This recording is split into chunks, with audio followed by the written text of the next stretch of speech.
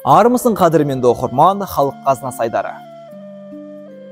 Жамбы 20 ғасырдың бас кезеңіне дейін қолданыста болған Қытайдың құйма ақшасы. Ертедегі қазақтар Қытай, орталық Азия елдерімен сауда-саттық жасасқанда жамбыны ақша орнында қолданған. Жамбының пішіміне, көлеміне байланысты әртүрлі атаған. Ақ жамбы таза күмістен құйылып жасалынса, асық жамбы және де бесік жамбы пішімдерін асыққа, бесікке ұқсас етіп құйып жасайтын болған. Сондай-ақ қолымдағы қозы тұяқ жамбы немесе қой тұяқ жамбыларды таза күмістен құйып арнайлап жасайтын болған.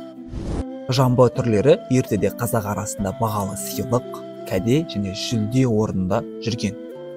Плотниковтың айтуына қарағанда, Қостанайдың Қаракөл аймағында Құнанбайдың әкесіне берілген әйгілі аста жүйрік аттың бәйгесіне берілген жүлденің қатарында Қытай жамбысы болған.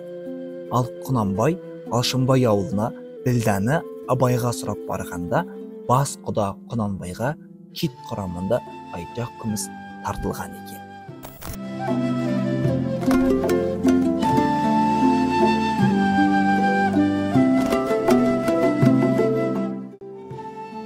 Құрметті оқырман, біздің ұранымыз тарихты тану, ол өзіңді тану. Біздің мақсатымыз халқымыздың тарихи мәдени мұрасын ел ішіне насихаттау. Еңбегімізді бағалап, лайк басып, пікір қалдыруды ұмытпаймыз.